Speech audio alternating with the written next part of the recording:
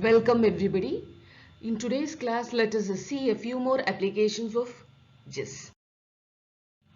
In the previous classes, we saw the application of geological mapping and interpretation, mining and mineral exploration, groundwater exploration and water resource evaluation, environmental analysis, disaster management, transportation system, and demographic analysis.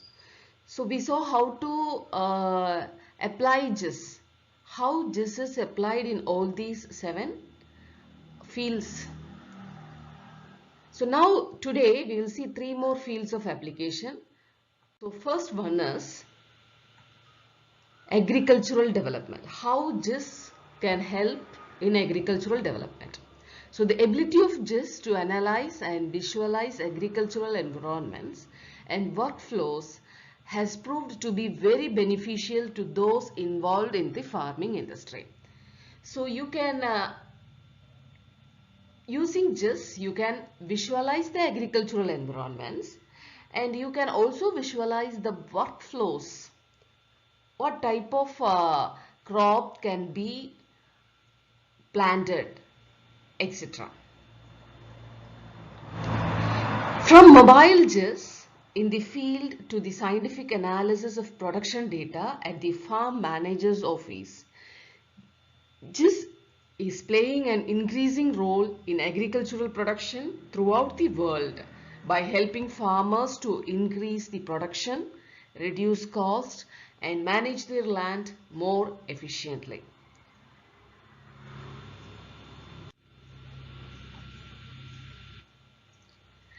The natural inputs in farming cannot be controlled, however.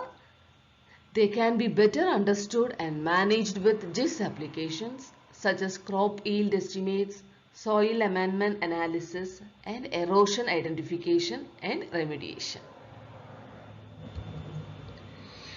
Crop specific maps created by combining survey data and satellite images literally provides the lay of the land for farmers and agribusinesses such as seed and fertilizer companies. Reliable crop information is vital to the functioning of grain markets. It is used to inform decisions on planting, marketing, and policy. Applying GIS to the process of preparing crop estimates has improved accuracy while lowering the costs. The aerial survey determines which crop is planted in the field represented by each sample point. The field observer notes which crop is planted at the sample point and whether it is dry land or irrigated cultivation. Additional information such as growth problems or areas of double cropping is also captured. The field data is captured and stored in shapefile format. See, that means if you are taking a particular area, the data is stored in terms of shapefile format. So your area will be classified into different shapes. Okay, shapes having a particular property. This means grain land. So another color may represent building area, etc. This data is uploaded to a central server on a daily basis and imported into a SQL Server database. Expansion statistics are used to calculate estimates of the area planted in each grain crop on a provincial basis. The use of GIS has greatly improved crop estimates in many countries and resulted in more cost-effective, accurate, and objective grain area estimates. See, this is an application for agricultural industry, that is producer independent crop estimate system. So this we call it as PICES, PICES. Producer Independent Crop Estimate System. And this PISES, it is a GIS model and it is developed in 2005. PISES uses crop field boundaries digitized from satellite imagery with a point frame sampling system to objectively estimate the area planted with green crops. The PISES process consists of the following steps. So first is obtain satellite imagery. Obtain the satellite image. Then digitize the crop field boundaries from satellite image.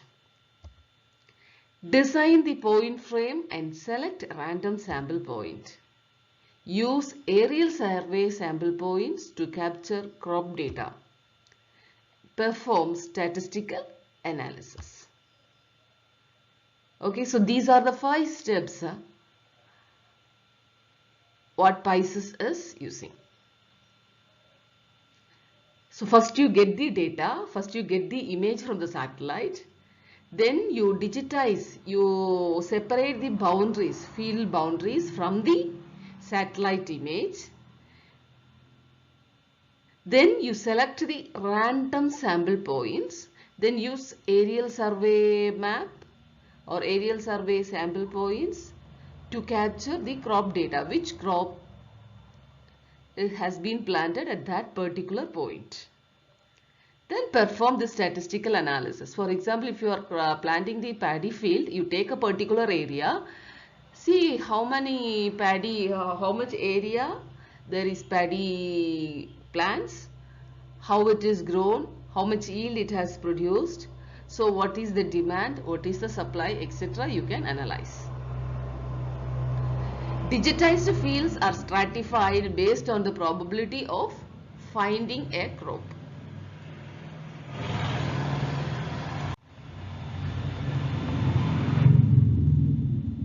So you can see here, this is digitizing the boundary. So here you have a complete GIS mapping toolbox. This is a particular area and different colors represents different land usage and land area.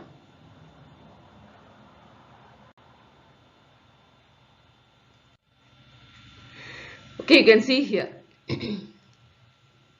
So this is a toolbox, just mapping toolbox. So this has countries, major highways thinned. See, these thin lines are major highways. So we have these red lines represents IH, international highways.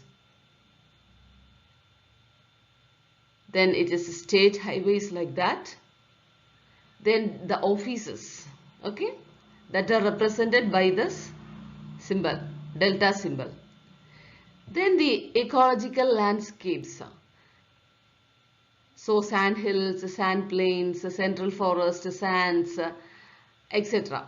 So for all these different types of landscapes, see, you have to classify the landscapes, you have to differentiate the landscapes. Then we will be classifying the land according to our classified landscapes. So every color represents different landscapes. So the land cover map,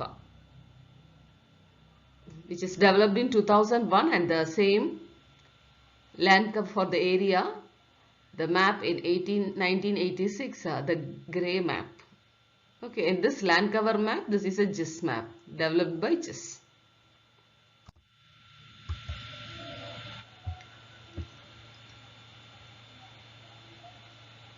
So same.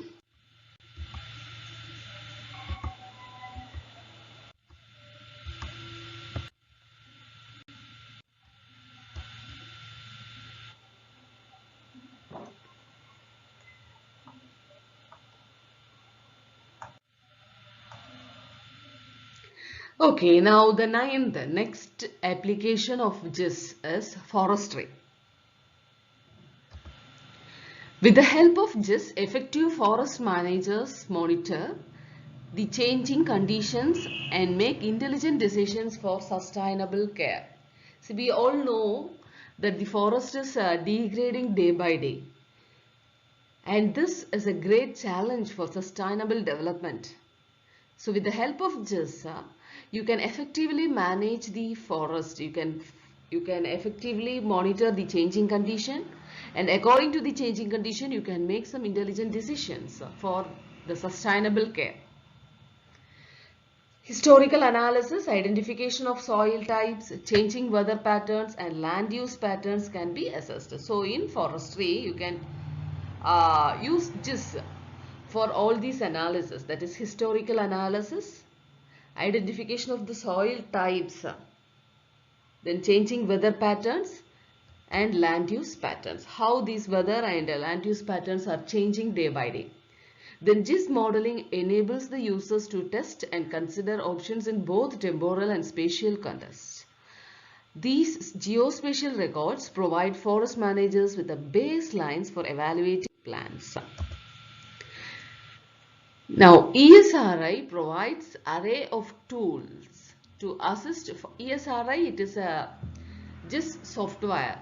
Okay, this software, it provides array of tools to assist forestry, to assess forestry profession with the data management, analysis, decision making and monitoring. GIS provides options to forest managers for the use and manage of spatial data on mobile devices, internal networks and web-based systems. This also helps in planning for sustainability, forest structure management, timber sale establishment planning process, recreational purposes, forest inventory, etc.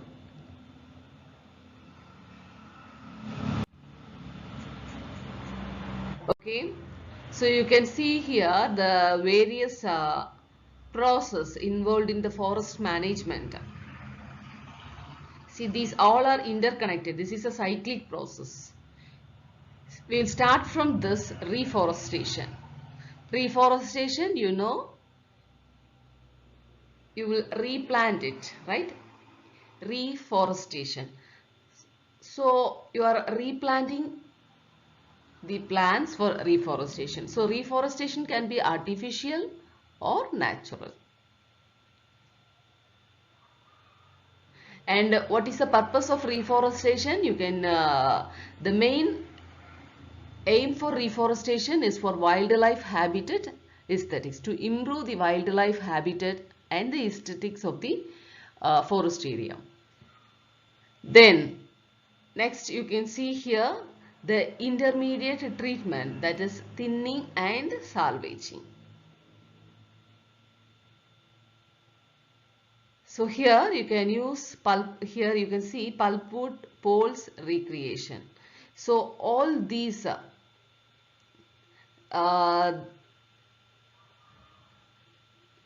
is the things associated with these many things, that is pulpwood, poles and recreation, they have to be properly maintained. So intermediate treatment is necessary for these purposes.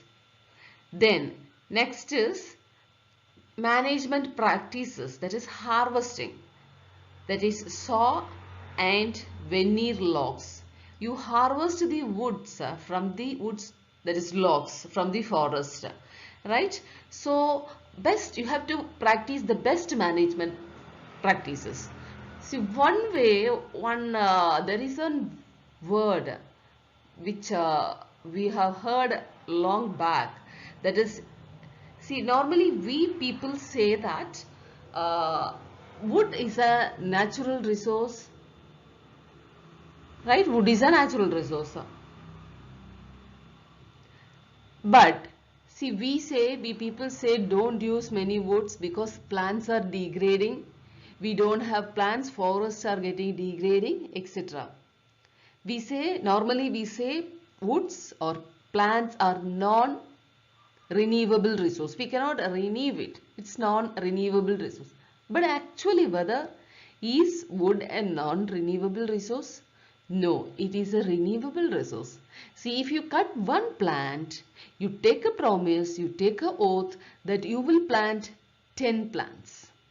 If then you can say that wood is a renewable resource, you can use maximum, you utilize the wood to the maximum and plant maximum trees. If you cut one tree, plant 10 trees. So you can have a best management practices. You can see here biodiversity prescribed for soil and water conservation. So for this purpose, for the purpose of soil and water conservation, you need site preparation. So once again, based on these site preparation, you will go for reforestation, remaking of your forest, etc. Okay, so for these purposes, your GIS will help you. So how GIS will help you? So you can see the percentage of plants 1 kilometer across 1 kilometer resolution. See, it is you can see the green colors. Blue color is the water body. From the white colors, you don't have any data. See, these are the forest area, that is the density of a forest. Okay, density of the trees in the forest. So this is another example how GIS can be used. This is an example of Virginia forest land assessment. This is a forest land, and inside the forest there are different features like rural forest land, agricultural land, wetlands, national park, moderate population area, high population area, other lands and water. Okay, so now you can use GIS for analyzing how this particular land is getting degraded or changed day by day. So all three maps put together. Now the 10th application is tourism.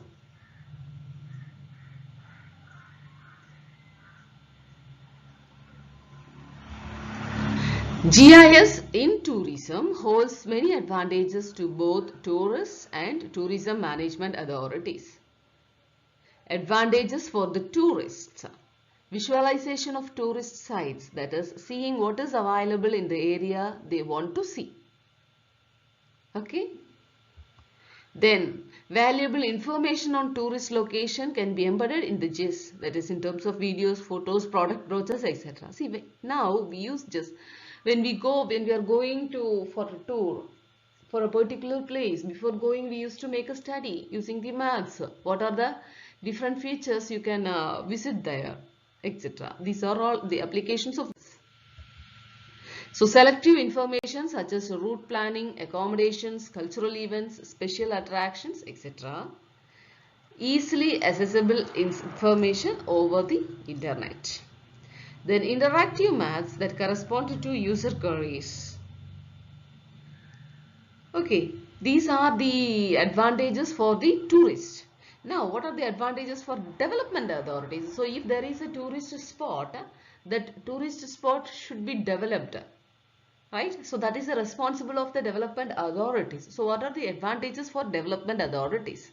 To know whether the customers, to know where the customers are coming. Planning like regional marketing, community infrastructure, that is transportation, utilities and zoning. Then planning for new site selection. That is while you are planning, while you are see in some particular regions, if you go, you will be finding some new recreation areas. So for that you need sites. So you need to plan. So you planning for new site selection as to know if one have the necessary space. Then utility of the available resources. Need to upgrade the transportation infrastructure to accommodate the additional traffic. So here you can see a few places where this GIS has been applied for the purpose of tourism. So first one is ecotourism in Cumberland country. Okay. So how the GIS helps the people coming in Cumberland about the various recreations, various features of the Cumberland. So this will help the tourists. Next is an Indian application in Punjab, that is Amritsar Tourism Web GIS through Bhuvan. See, this Bhuvan is a software. Bhuvan is a software, it's a GIS tool. So through Bhuvan,